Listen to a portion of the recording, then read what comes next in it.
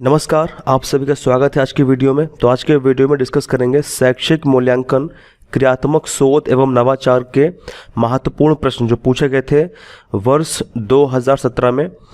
तो स्टार्ट करते हैं, लेकिन उससे पहले अगर आप लोग नए हैं तो आप लोग सब्सक्राइब करें चैनल को, ताकि आपको लगातार वीडियोज़ मिलते रहें। और अगर आप लोगों ने अभी तक ग्रुप नहीं ज्वाइन किया तो आप लोग ज्वाइन करें। तो टेलीग्राम पर आपको सर्च करना होगा DLED स्टडी ग्रुप और आप लोग ज्वाइन कर सकते हैं। वहाँ पे आपको इम्पॉर्टेंट इन्फॉर्मेशन आपके एग्ज़ाम से संबंधित या फिर बाकी के प्रैक्टिस क्वेश्चंस यानी संपूर्ण आपको अध्ययन सामग्री प्रोवाइड की जाएगी। तो आप लोग ज़रूर जुड़ें। डिस्कस करते हैं क्वेश्चन नंबर पहला। ये क्वेश्चंस आप लोगों को पहले से पता होंगे। यहाँ पे इस वीडियो के माध्यम से हम ये कोशिश करेंगे कि आप लोग इन क्वेश्चंस को पढ़ें और इन क्वेश्चंस का आंसर देने का प्रयास करें। स्टार्ट करते हैं। पहला क्वेश्चन है, किसी निश्चित प्रयोजन को ध्यान में रखकर जब हम यह देखते हैं कि उसको पूरा करने में वह वस्तु, विचार, क्रिया कहाँ तक उपयोगी है। तो आप लोग कमेंट करके आंसर बताएं कि पहले वाले क्वेश्चन का आंसर क्या होगा। तो इसका आंसर होगा ऑप्शन नंबर तीसरा, मूल्यांकन कहलाता है। क्वेश्चन नंबर सेकंड, इसमें कहा गया है व्यापक मूल्यांकन का आशय होता है। व्यापक मूल्यांकन का आशय क्या होता है? विकल्प यहाँ पे दिए गए हैं, व्यक्तित्व के सभी पक्षों का मूल्यांकन से, नैतिक पक्ष के मूल्यांकन से, सामाजिक पक्ष के मूल्यांकन से या फिर बौद्धिक मूल्यांकन से। तो आपको बताना है कि व्यापक मूल्यांकन का आशय क्या होता है। तो जब भी हम बात करते हैं व्यापक मूल्यांकन की, तो व्यापक मूल्यांकन का आशय होता है व्यक्तित्व के सभी पक्षों के मूल्यांकन से। तो इसका पहला वाला विकल्प सही हो जाएगा, ऑप्शन नंबर 1। क्वेश्चन नंबर 3, आप लोग इन क्वेश्चंस को पढ़ें पॉज करके, वीडियो को रोक करके, और अपना आंसर देने का प्रयास ज़रूर करें। मैं कमेंट बॉक्स में चेक करूंगा। आप लोग ज़रूर अपना स्कोर शेयर करें कि आपके कितने अंक प्राप्त हुए हैं, और आप लोग बताएं कि आपको कौन सा वीडियो चाहिए, तो उसके हिसाब से वीडियोज़ बनाए जाएंगे। क्वेश्चन नंबर 3 की बात करते हैं। मूल्यांकन प्रक्रिया को सामान्यतः कितने भागों में बांटा जा सकता है? तो यहाँ पे आपको सिर्फ आंसर देना है कि 4 है या फिर 2 है या फिर 5 या फिर 6। क्वेश्चन नंबर 4, निम्नलिखित में से किसका संबंध मूल्यांकन के भावात्मक पक्ष से होता है? आपको बताना है। ऑप्शंस हैं सूचनाओं का, या फिर तथ्यों का, व्यवहारिक प्रयोग का, या फिर तथ्यों के विश्लेषण का, या फिर रुचियों का। तो क्वेश्चन काफ़ी आसान है। यहाँ पूछा गया है कि निम्नलिखित में से किसका संबंध मूल्यांकन के भावात्मक पक्ष से होता है। मूल्यांकन के कई पक्ष होते हैं, उसमें से आपको भावात्मक के बारे में बताना है। तो हम जानते हैं कि मूल्यांकन का जो भावात्मक पक्ष होता है उसका जो संबंध है वो होता है रुचियों से, यानी इंटरेस्ट से होता है कि आखिरकार बच्चे का रुचि, बच्चे का जो इंटरेस्ट है वो कैसा है। तो ऑप्शन नंबर 4 इसका सही होगा, रुचियों का। क्वेश्चन नंबर 5 की बात करते हैं। इसमें कहा गया है कि निम्नलिखित में से किसका संबंध मूल्यांकन के संज्ञात्मक पक्ष से होता है। तो यहाँ पे विकल्प दिए गए हैं मूल्यों का, आदतों का, समझ का, या फिर आदर्शों का। तो जब भी हम बात करेंगे मूल्यांकन के संज्ञात्मक पक्ष की, तो हम ध्यान रखेंगे कि इसका जो आशय होता है या फिर इसका जो संबंध होता है वो समझ से होता है, अंडरस्टैंडिंग से होता है। तो क्वेश्चन नंबर 5 का समझ का यानी ऑप्शन नंबर 3 करेक्ट हो जाएगा। क्वेश्चन नंबर 6 की बात करते हैं। इसमें कहा गया कि सतत और व्यापक यानी कॉन्टिन्यूअस और ब्रॉड मूल्यांकन की प्रक्रिया में मुख्यतः कितनी क्रियाएं होती हैं। तो अगर हम देखें कि सतत और व्यापक मूल्यांकन की प्रक्रिया में मुख्य रूप से कितनी क्रियाएं होती हैं, तो यहाँ पे 5 क्रियाएं होती हैं। तो इसका विकल्प नंबर जो लास्ट है वो सही हो जाएगा, 5। क्वेश्चन नंबर 7 देखते हैं। बच्चों द्वारा किए गए कार्यों एवं उपलब्धियों का विवरण रखने हेतु प्रयोग या फिर तैयार किया जाता है। तो आपको बताना है कि बच्चों द्वारा किए गए कार्यों एवं उपलब्धियों का विवरण रखने हेतु तैयार किया जाता है या फिर प्रयोग किया जाता है क्या। तो यहाँ पे अवलोकन है, या फिर युग मूल्यांकन है, या छात्र प्रोफाइल, या फिर समाज मिति है। तो बहुत ही आसान सा प्रश्न है। बच्चों द्वारा किए गए कार्यों एवं उपलब्धियों का विवरण छात्र प्रोफाइल के द्वारा तैयार किया जाता है। तो इसका ऑप्शन नंबर 3 सही होगा, छात्र प्रोफाइल। क्वेश्चन नंबर 8 की बात करते हैं। इसमें कहा गया कि निम्नलिखित में से किसके द्वारा यह पता चलता है कि बच्चे ने अभी तक कितना ज्ञान कौशल अर्जित किया है। तो नियंत्रक, या फिर संकेतक, या फिर मापक, या फिर केंद्रक। तो हम जानते हैं कि मापक द्वारा यह पता चलता है कि बच्चे ने अभी तक कितना ज्ञान व कौशल प्राप्त किया या अर्जित किया है। तो इस क्वेश्चन का आंसर क्या होगा? मापक होगा, क्योंकि मापक से ही हमको समझ में आएगा कि एक्चुअली कितना मेजरमेंट हुआ है, कितना उसके बच्चे के अंदर ज्ञान या कौशल अर्जित किया गया है। तो मापक इसका विकल्प सही होगा। क्वेश्चन नंबर 9 की बात करते हैं। इसमें कहा गया है कि क्रियात्मक शोध का मूल आधार होता है। आपको बताना है कि क्रियात्मक शोध का मूल आधार क्या होता है। तो यहाँ पे ऑप्शंस को पढ़ते हैं। तो इसमें कहा गया कि समस्या हमारी और हल भी हमारा, समस्या का हल, समस्या का तार्किक हल, समस्या का गहन विश्लेषण। तो काफ़ी आसान सा प्रश्न है। क्रियात्मक शोध का जो मूल आधार होता है वो यही होता है कि समस्या हमारी और हल भी हमारा। तो ऑप्शन नंबर पहला सही हो जाता है। क्वेश्चन नंबर 10 की बात करते हैं। तो इसमें कहा गया है कि निम्नलिखित में से कौन सी क्रियात्मक शोध की विशेषता है। आपको बताना है कि कौन सी क्रियात्मक शोध की विशेषता है। यहाँ पे विकल्प दिए गए हैं। समय अधिक लगता है, इसका उद्देश्य नए सिद्धांतों का प्रतिपादन करना होता है, या फिर सामान्यीकरण नए सिद्धांतों के रूप में होता है, या फिर समस्याएं अनुभवजन्य होती हैं। तो आपको बताना है कि कौन सी क्रियात्मक शोध की विशेषता है। तो इस क्वेश्चन का जो सही आंसर है वो हो जाएगा ऑप्शन नंबर लास्ट वाला, समस्याएं अनुभवजन्य होती हैं। तो आप लोग ध्यान रखेंगे। क्वेश्चन नंबर 11 की बात करते हैं। इसमें कहा गया है कि क्रियात्मक शोध का संपादन कितने चरणों में होता है। आपको बताना है कि क्रियात्मक शोध जो होता है उसका संपादन कितने चरणों में, कितने स्टेप में होता है। और यहाँ पे विकल्प दिए गए हैं 4 स्टेप में, 9 स्टेप में, 6 स्टेप में, या फिर 8 स्टेप में। तो इस क्वेश्चन का जो सही विकल्प हो जाता है वो है 6 स्टेप में। तो विकल्प नंबर तीसरा सही हो जाएगा। क्रियात्मक शोध का संपादन 6 चरणों में होता है। क्वेश्चन नंबर 12 को देखते हैं। इसमें कहा गया है कि क्रियात्मक शोध में समस्या की पहचान करते समय होने वाले तत्वों की जानकारी के अंतर्गत नहीं आता है। यानी जब भी हम क्या करते हैं, क्रियात्मक शोध में समस्या की पहचान जब हम कर रहे होते हैं तो उसमें होने वाले तत्वों की जानकारी के अंतर्गत क्या नहीं आता है। तो यहाँ पे विकल्प दिए गए हैं प्रवृत्ति, गुणवत्ता, समय और मूल्यांकन। तो आपको बताना है कि इसमें कौन सा इसका उत्तर सही है, क्या नहीं आता है। ठीक है, आपको ये बताना है। तो इस क्वेश्चन का जो सही आंसर है वो है प्रवृत्ति नहीं आता है। तो विकल्प संख्या पहली वाली सही रहती है, प्रवृत्ति नहीं आता है। क्वेश्चन नंबर 13 की बात करते हैं। इसमें कहा गया है कि क्रियात्मक शोध से किसी समस्या का प्रस्तावित उत्तर कहलाता है। यानी क्रियात्मक शोध जब हो रहा होता है तो उससे किसी समस्या का प्रस्तावित उत्तर क्या कहलाता है, आपको ये बताना है। तो विकल्प यहाँ पे दिए गए हैं संकल्पना, पूर्व हल, पूर्व उत्तर, या फिर परिकल्पना। तो काफ़ी आसान सा प्रश्न है ये। इस क्वेश्चन का उत्तर है परिकल्पना। ठीक है, तो आप लोग ध्यान रखेंगे कि क्रियात्मक सोच से किसी समस्या का प्रस्तावित उत्तर परिकल्पना कहलाता है। तो विकल्प नंबर चौथा वाला सही हो जाएगा। मूव करते हैं क्वेश्चन नंबर नेक्स्ट। इसमें कहा गया है कि सतत मूल्यांकन कहलाता है, यानी कॉन्टिन्यूअस इवैल्यूएशन क्या कहलाता है, आपको यह बताना है। तो विकल्प पढ़ते हैं। सत्र के अंत में किया जाने वाला मूल्यांकन, उसके बाद सत्र के मध्य में किया जाने वाला मूल्यांकन, और तीसरा विकल्प है नित्य प्रति किया जाने वाला मूल्यांकन। तो आप लोग जानते होंगे कि इस प्रश्न का उत्तर क्या है। जब भी हम बात करते हैं सतत मूल्यांकन की यानी कॉन्टिन्यूअस इवैल्यूएशन की, तो उसमें सत्र के अंत में किया जाने वाला मूल्यांकन भी आता है, उसमें सत्र के मध्य में भी, और उसमें नित्य प्रति किया जाने वाला मूल्यांकन भी आता है। इसका मतलब कि इस क्वेश्चन का जो विकल्प है वो उपरोक्त सभी सही होगा।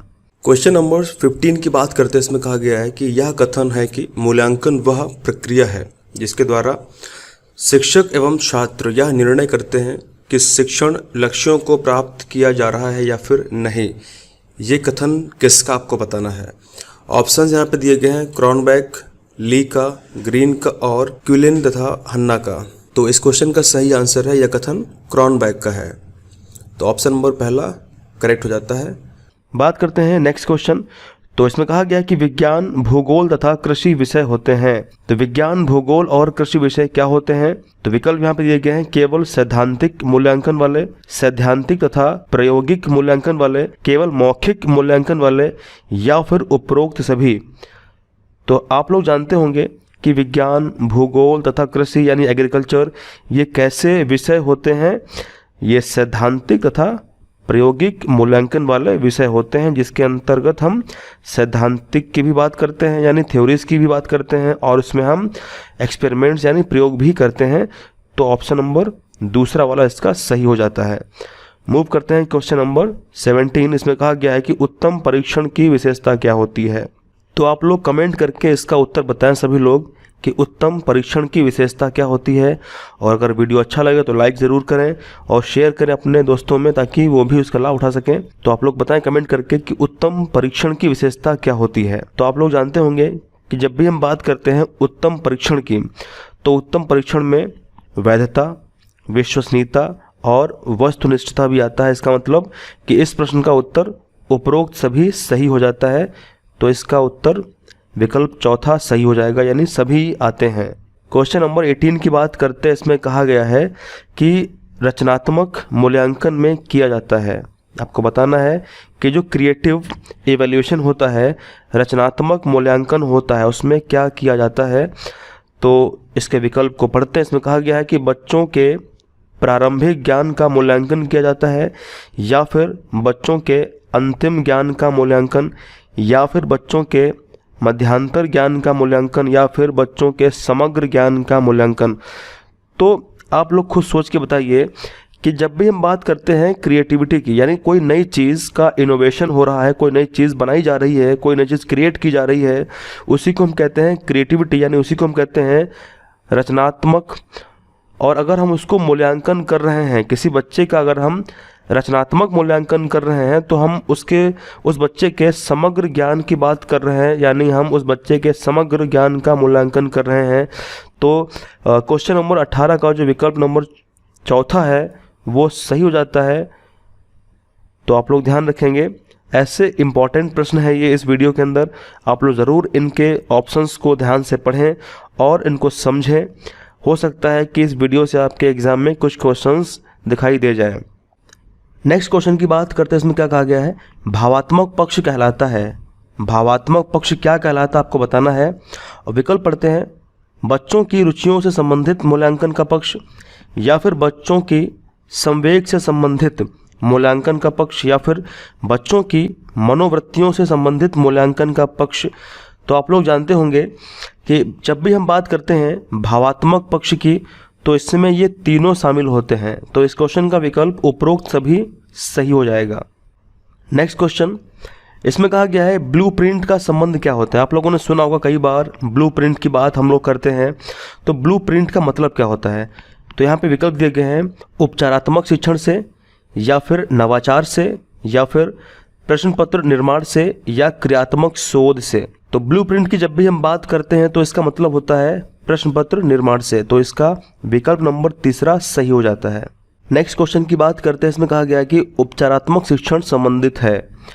देखिए, उपचार का मतलब क्या होता है कि जब भी हम किसी चीज़ की रेमेडी करते हैं, किसी चीज़ को ठीक करते हैं, अगर कहीं कोई मिस्टेक गलती हुई है उसको हम ठीक करते हैं, तो उसको हम उपचार कहते हैं। तो आपको बताना है कि उपचारात्मक शिक्षण संबंधित है किससे। विकल्प यहाँ पे दिए गए हैं, बच्चों को गणित विषय के शिक्षण से, या फिर बच्चों में पठन क्षमता विकास करने से, या फिर बच्चों की त्रुटियों को दूर करने से, या फिर बच्चों को अंग्रेजी विषय के शिक्षण से।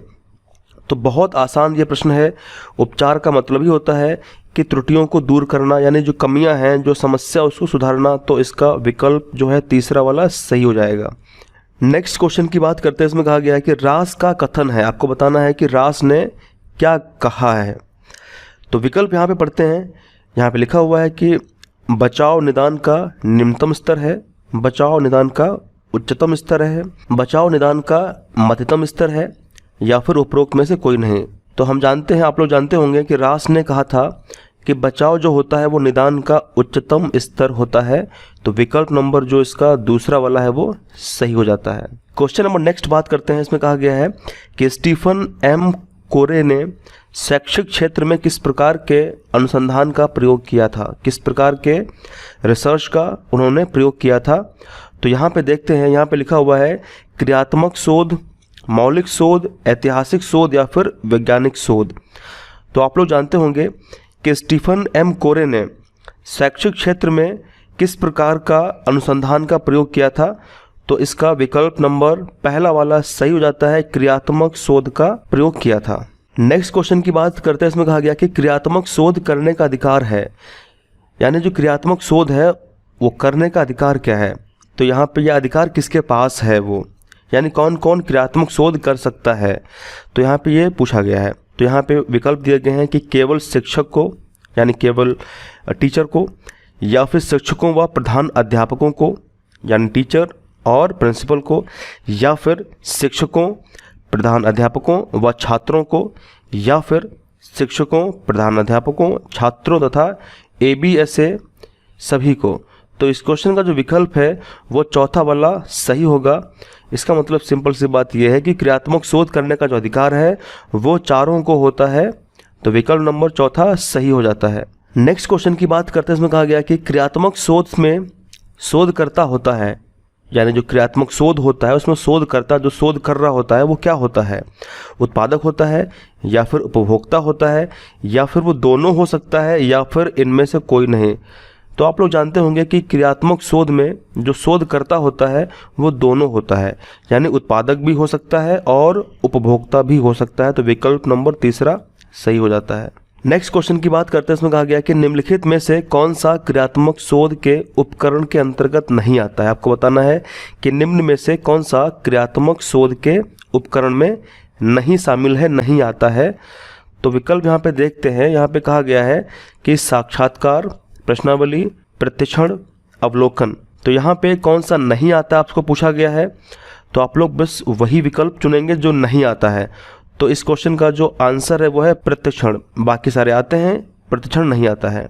क्वेश्चन नंबर नेक्स्ट की बात करते हैं, इसमें कहा गया कि बालक एक ऐसी पुस्तक है जिसका अध्ययन अधोपान शिक्षक कक्ष में करता है। यह कथन किसने कहा था, आपको यह बताना है। एक बार फिर से पढ़ते हैं कथन को। कथन क्या कहा गया है कि बालक एक ऐसी पुस्तक है जिसका अध्ययन अधोपान शिक्षक कक्ष में करता है। यह कथन किसने कहा था, तो इस कथन को कहा था रॉस ने। तो इसका विकल्प नंबर तीसरा वाला सही होगा, रॉस ने ऐसा कहा था। नेक्स्ट क्वेश्चन की बात करते हैं। इसमें कहा गया है कि व्यापक मूल्यांकन द्वारा मूल्यांकन किया जाता है, यानी जब भी हम बात करते हैं कंप्लीट यानी ब्रॉड इवैल्यूएशन की, तो वो एक्चुअली किस चीज़ का इवैल्यूएशन, किस चीज़ का मूल्यांकन होता है। तो यहाँ पे विकल्प पढ़ते हैं, इसमें कहा गया है कि व्यक्ति के सभी पक्षों का, या फिर नैतिक मूल्यों का, या शांत शिक्षा का, या केवल संप्राप्ति का। तो इस क्वेश्चन का विकल्प सही कौन सा, आप लोग कमेंट करके बताएं कि व्यापक मूल्यांकन द्वारा मूल्यांकन किया जाता है। तो आप लोग जानते होंगे कि जब भी हम बात करेंगे व्यापक मूल्यांकन की, तो वो एक्चुअली मूल्यांकन किसका होता है, व्यक्तित्व के सभी पक्षों का मूल्यांकन होता है। विकल्प नंबर पहला वाला सही हो जाएगा। और आज के वीडियो का ये लास्ट प्रश्न है, और इस प्रश्न के बाद आप लोग कमेंट करके बताएं कि आपके 29 में से कितने प्रश्न सही हुए हैं, और आप लोग वीडियोस को ज़रूर शेयर करें। तो लास्ट क्वेश्चन को देखते हैं। इसमें कहा गया है कि मूल्यांकन का संज्ञानात्मक पक्ष संबंधित है, किससे संबंधित है। मूल्यांकन का संज्ञानात्मक पक्ष संबंधित है, लेकिन किससे संबंधित है ये पूछा गया है। तो यहाँ पे देखते हैं, ज्ञान से, बोध से, अनुप्रयोग से, या सभी से। तो इस क्वेश्चन का विकल्प होगा उपरोक्त सभी से। इसका मतलब कि मूल्यांकन का जो संज्ञानात्मक पक्ष है वो ज्ञान से भी संबंधित होता है, बोध से भी होता है और अनुप्रयोग से भी होता है। तो विकल्प नंबर चौथा सही हो जाएगा। तो आज के वीडियो में यहीं तक है। अगले वीडियो में हम डिस्कस करेंगे और इम्पोर्टेंट क्वेश्चंस और वर्षों के प्रश्न पत्र, और आप लोग ज़रूर पिछले वर्षों के प्रश्न पत्र को रिवाइज करें। एक एक जो भी प्रश्न पूछा गया उसको दिमाग में बिल्कुल छाप लें, क्योंकि यहाँ से अगर प्रश्न बनेगा तो बिना किसी ज़्यादा कठिन परिश्रम के, हार्डवर्क के, आप उस प्रश्न को आसानी से तुरंत सॉल्व कर सकते हैं। और इसी क्रम में मैं आपको कोशिश करूँगा कि सारे जितने भी वर्षों के पेपर अभी तक कंडक्ट हुए हैं वो सारे मैं आपको प्रैक्टिस करवा दूँ, ताकि आपकी प्रैक्टिस बढ़िया हो जाए और आप लोगों के अच्छे अंक प्राप्त हों। तो मिलते हैं अगले वीडियो में। Thank you very much. जय हिंद, जय भारत।